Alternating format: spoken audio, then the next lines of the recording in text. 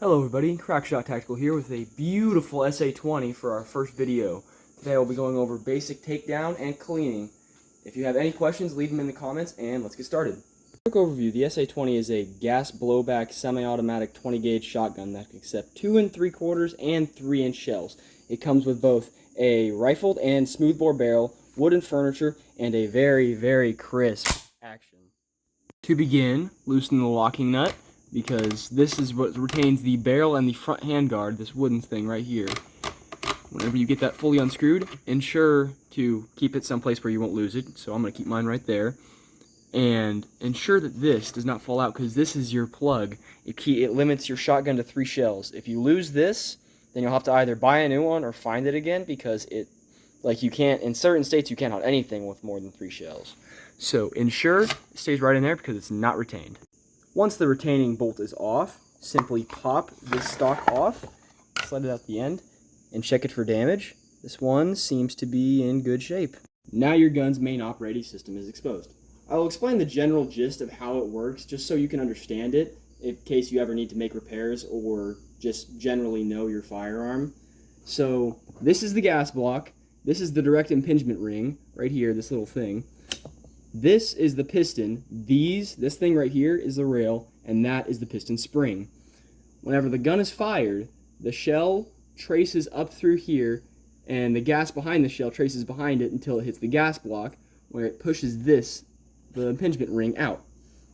This piston is usually up against this impingement ring, and the impingement ring pushes the piston back only a little bit. It only pushes the impingement ring out a little bit, and it throws this piston back, cycling your gun and feeding the next shell so you can fire again, or just locking it open if that's your last shell. To disassemble this, firstly, close the action, because I have it open right now, and attempt to move the barrel forward.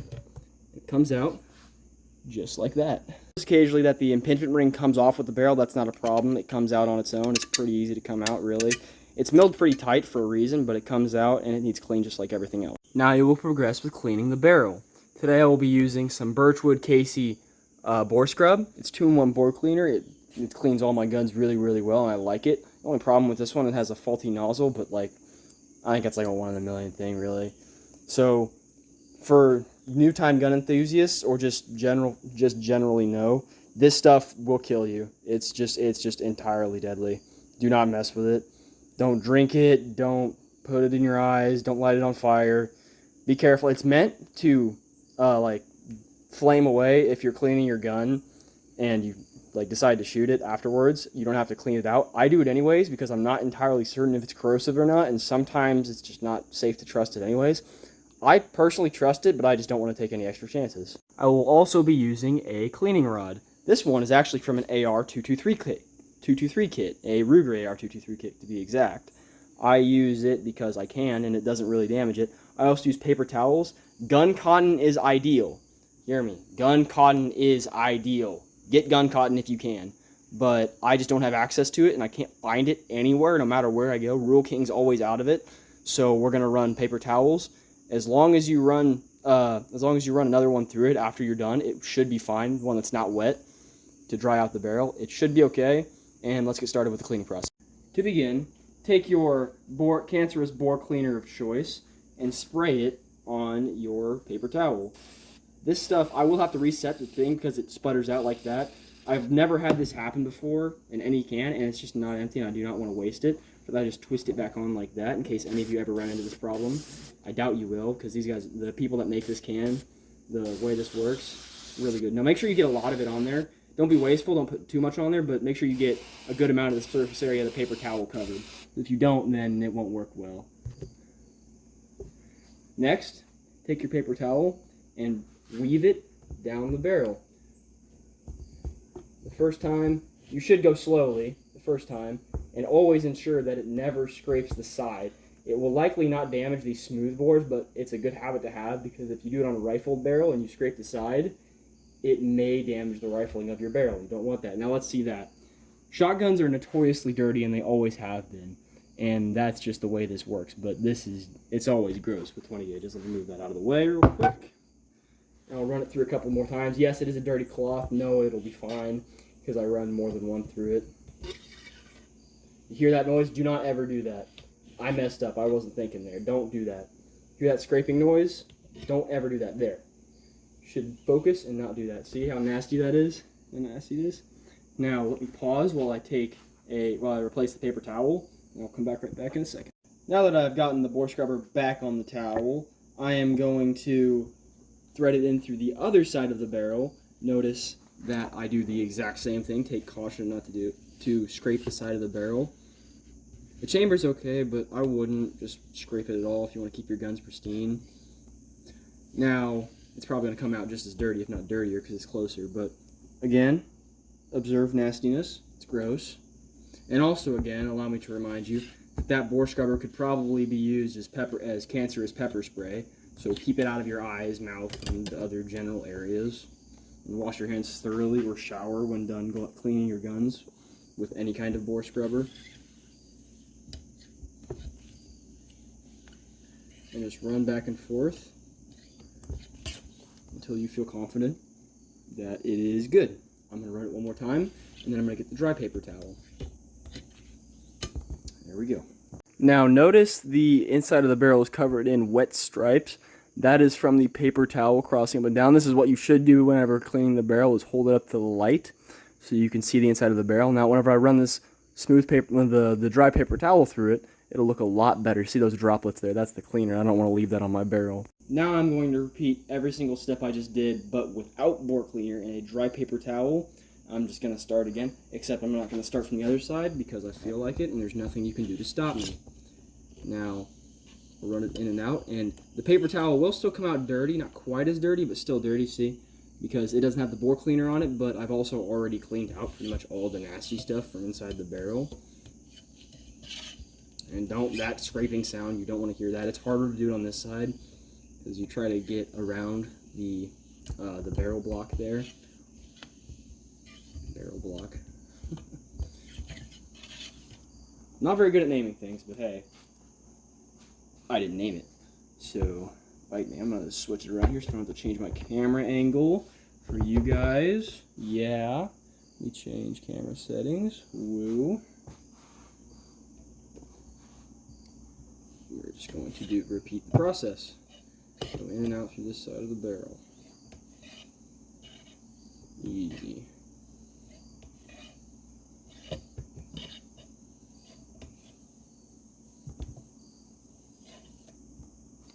Look at that, it's not dirty, but it is wet if you look. Now I'll hold it up to the light and show you guys that it looks clean now.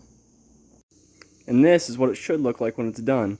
Looks like a glass tube. It's absolutely beautiful, really. This is very, very clean. This is what all your guns should look like when you're done. Now that I'm finished with the actual barrel, I will take a small piece of paper towel and my bore scrubber again, pepper spray, cancerous. Please do not ingest or spray it on anyone near you unless they're an imminent threat to your or someone else's safety.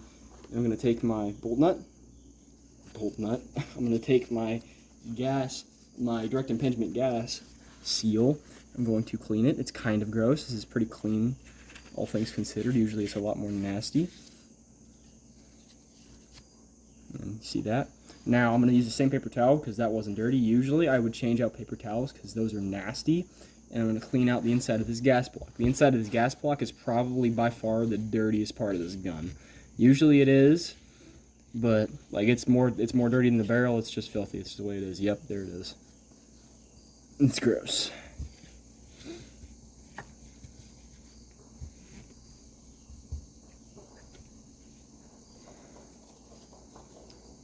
And once you're finished with that, you're pretty much good to move on to the actual body and wood of the gun. After you've finished cleaning the impingement piston and the gas block with the bore scrubber, take a dry paper towel and dry them off with bore scrubber. Because I don't know if it's corrosive. I honestly don't care to find out because even if it says it's not corrosive, I'd rather care not to trust that. So that there, and then I take this. Clean out the inside. This is still going to be a little gross because it always is. I swear I've never once had these things come fully clean. I could wipe it. I could sit there and wipe it for hours and hours and hours, and it never gets fully clean. Oh, actually, I seem to have done a pretty good job with that. I retract my previous statement. yeah, and that's about all you need to do. Now that I'm finished with the body, I'm going to move to the main operating system of the firearm. What I'm going to do is I'm going to lock the bolt to the rear so I can have all this piston room exposed, and I'm going to take your lubricator of choice, really. I'm going to take a paper towel. I use Remington Remington oil, because it's really good. I like it. Works in the cold and hot. Shake it up because I'm almost out. Should get your paper towel pretty well soaked in that. Now, mind you, this is not a cleaner, it's a lubricant. So it's not going to clean the firearm per se. The paper towel is going to do that. So I'm just going to take it and I'm going to attempt to get all the dirt and grime off of there, because it does leach its way in there. Make sure to get the sides of the rails, the inside of the rails, the outside of the rails. And notice it is pretty dirty. It is pretty nasty. I'll do that. Get down there. Inside of there. Make sure not to get the paper towel into the spring too much. If you do, it'll leave a bunch of residue and that could be problematic. Now I'm going to open the bolt. I'm going to get the rest of it. If you look inside of there, you see in there, inside of there, I don't know if the camera can see in there or not. Oh, it can. You can see that residue all the way across there. That's carbon buildup. We don't want that there. Yeah, look at that. It's like rust. It's nasty. You don't want that on your gun. It can damage it.